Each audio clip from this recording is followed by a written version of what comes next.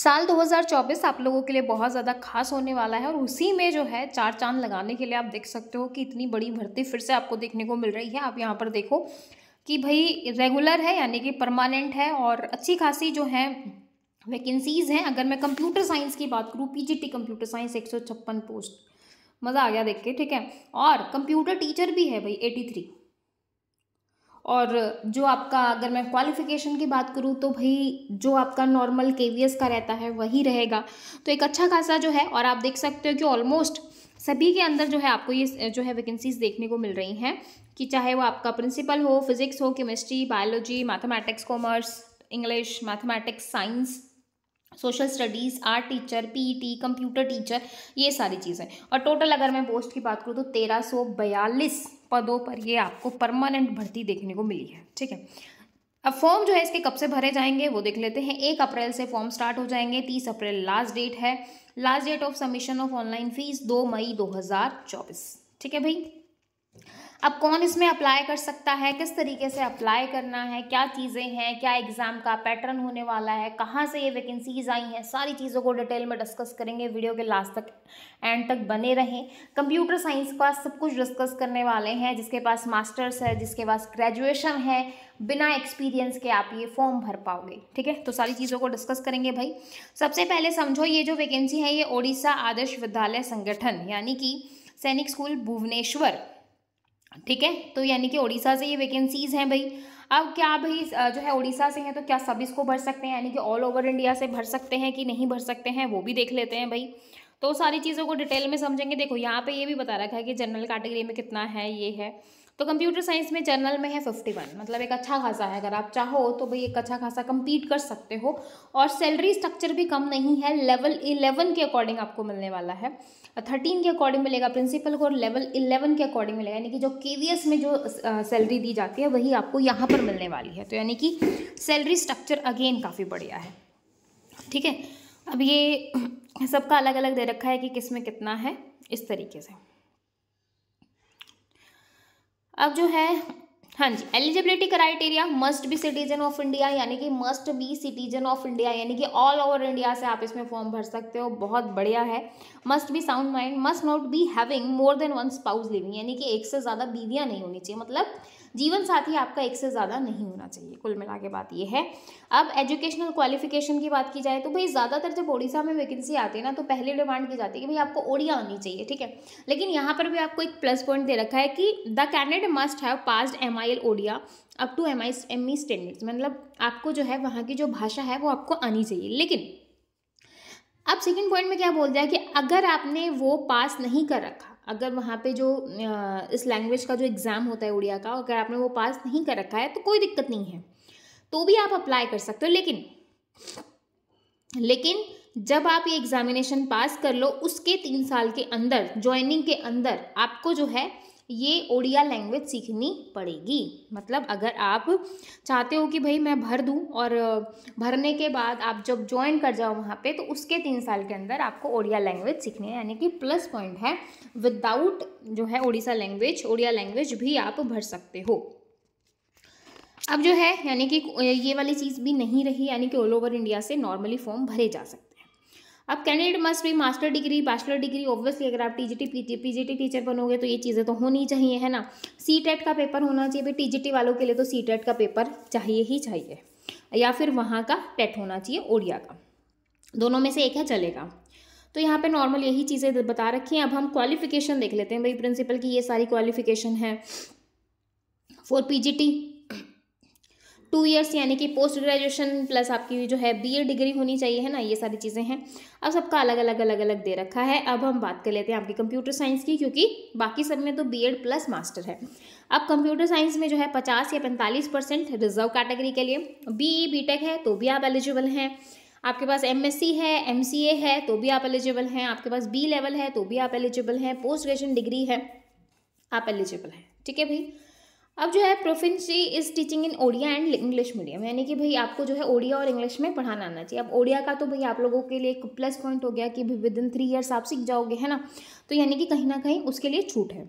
अब जो है सब्सिक्वेंट, यानी कि अगर आप चाहते हो कि भाई मुझे प्रमोशन मिले वाइस प्रिंसिपल और प्रिंसिपल के लिए, तो उन केस में आपको B.Ed करना पड़ेगा, प्रमोशन के केस में, ठीक है। टीजीटी की अगर मैं बात करूँ तो जो है आपके पास 3 साल की डिग्री होनी चाहिए और उसके साथ आपको जो है ओडिया इंग्लिश में पढ़ाना आना चाहिए। डिज़ायरेबल जो है आपके पास knowledge of computer application, subject combination of subject मतलब जो भी आपका सब्जेक्ट कॉम्बिनेशन है वो होना चाहिए, ठीक है। अब इंग्लिश हो गया, मैथमेटिक्स हो गया, साइंस हो गया, सोशल स्टडीज़ हो गया, आर्ट टीचर हो गया, पीईटी हो गया। अब बात कर लेते हैं कंप्यूटर टीचर की। भाई जो आपका पीजीटी कंप्यूटर टीचर था उसके लिए तो भाई आपका जो है मास्टर, बीई, बीटेक, एमएससी है तो भी आप एलिजिबल हैं। कंप्यूटर टीचर के लिए बीई, बीटेक है, आपके पास एमसीए है, एमएससी है, आपके पास बीसीए है, बीएससी है तो भी आप यहाँ पर एलिजिबल हैं, ठीक है भाई। बीएड और डीएड जो है नॉट एलिजिबल फॉर पीजीटी और टीजीटी, ठीक है भाई। अब ये सारी चीज़ें हैं। एज लिमिट की अगर मैं बात करूँ तो प्रिंसिपल की है 50 और बाकी जो भी हैं उन प्रिंसिपल को छोड़ के उनके लिए है 38, 21 से लेके 38। और जो SC/ST वुमेन हैं उनको रिलैक्सेशन मिल जाएगा 5 साल का, तो भाई 5 साल और बढ़ गए, ठीक है भाई। तो एक एज रिलैक्सेशन भी सही है और ये सारी चीज़ें, अब ये सारी चीज़ें हैं। अब हम देख लेते हैं भाई सिलेक्शन प्रोसीजर क्या रहने वाला है। Candidate will be selected on the basis of their performance in computer, यानी कि जो आप जैसा आप जो है अपना उसमें कंप्यूटर बेस्ड जो आपका टेस्ट रहेगा उसमें जो आपकी परफॉर्मेंस होगी उसी के बेस पे आपका सिलेक्शन होगा। Appropriate committee constitute by government deserve the right to decide the cut off CBT and interview separately and criteria of for short listing, ठीक है। Mode of selection of all post will be the sole description ऑफ OAVS। ये सारी चीज़ें दे रखी हैं। Question paper दोनों language में रहेगा। आपको सिटी ऑफ एग्जामिनेशन यानी कि आपका जो एग्ज़ाम है आपको उड़ीसा में ही जाके देना पड़ेगा। बेलसोर, बालगढ़, भाई ये जो वहाँ के हैं टोटल 11 हैं, तो इनमें से जो भी आपके नियर बाई पड़े तो आप देख सकते हो। अब जो है एग्जामिनेशन सेंटर हो गए आपके। अब एग्ज़ाम पैटर्न देख लेते हैं कि क्या रहने वाला है, सिलेबस क्या होगा, किस तरीके से होगा, वो सारी चीज़ें देखेंगे। किस तरीके से अप्लाई करना है वो बता रखा है, ठीक है। ये सारे स्टेप्स दे रखे हैं। फ़ोटो, सिग्नेचर सब अपलोड करना है। हाँ जी। अब जो है पार्ट 1 लैंग्वेज प्रोफिशिएंसी टेस्ट किसके लिए है भाई, प्रिंसिपल के लिए है। तो टोटल जो है 180 मिनट दी जाएंगी और क्वेश्चंस रहेंगे आपके 180 क्वेश्चंस रहेंगे। नेगेटिव मार्किंग रहेगी 0.25 की। ये आपका एग्जाम पैटर्न रहेगा, ठीक है। बात कर लें इंटरव्यू वगैरह रहने वाला है प्रिंसिपल में। अब बात करें टीजीटी की। TGT English, maths, science, social studies सबका यही है, ठीक है। फिजिक्स, केमिस्ट्री, बायोलॉजी 200 नंबर रहेंगे। नेगेटिव मार्किंग रहेगी।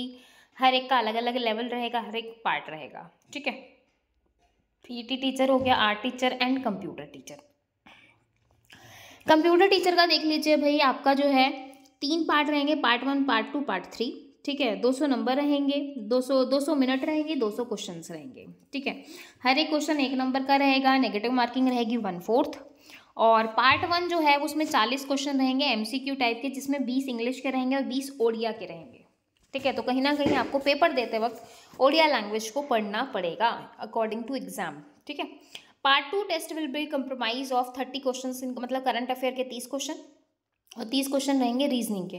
यानी कि आपको ओडिया पढ़ना है तो ज़्यादा वो नहीं है, 20 नंबर की पढ़नी है। तो भाई अगर आपको है, इतनी अच्छी अपॉर्चुनिटी है आपके पास और आपको है कि आप किसी भी स्टेट में जॉब कर लोगे तो वेल एंड गुड है। मुझे नहीं लगता कि कुछ नया सीखने के लिए ज़्यादा वो लगेगा। और एग्ज़ाम जो है वो आपका जुलाई अगस्त के तक या उसके बाद ही होगा। पार्ट 2 की अगर मैं बात करूँ, टेस्ट विल भी जो है ये हो गया आपका। पार्ट 2 में आपका करंट अफेयर आएगा और आपका रीजनिंग आएगा, ठीक है। 30 क्वेश्चन करंट अफेयर के आएंगे, 30 क्वेश्चन रीजनिंग के आएंगे। पार्ट 3 जो है वो आपका 100 मार्क्स का आपका सब्जेक्ट आएगा, यानी कि जो आपका सब्जेक्ट है वो, ठीक है भाई। और पार्ट 4 में जो है आपका परफॉर्मेंस टेस्ट रहेगा, जिसमें 20 मार्क्स रहेंगे सेपरेटली, 20 नंबर का इंटरव्यू रहेगा। एंड लास्ट जो है फाइनल मेरिट वेटेड जो है evaluation scheme shall be based part 2 and part 3, ठीक है। 2 और 3 में जो रहेगा उसकी परफॉर्मेंस 50%, टेस्ट की जो है 20% एंड इंटरव्यू की 30%। तो इस तरीके से आपका लास्ट में फाइनल मेरिट बनेगी और फिर आपका सिलेक्शन हो जाएगा, ठीक है भाई। तो ये है पूरा एग्ज़ाम कि क्या एग्ज़ाम क्राइटेरिया है, क्या पैटर्न है, क्या चीज़ें रहने वाली हैं, क्या होगा। तो सारी चीज़ें हमने डिस्कस की। आई होप आपको अच्छे से समझ में आया होगा। फिर भी अगर किसी बच्चे को डाउट है तो आप कमेंट करके पूछ सकते हो। फिर मिलेंगे नेक्स्ट वीडियो में ऐसी ही नई वैकेंसीज़ के साथ। तब तक के लिए bye bye, take care, thank you.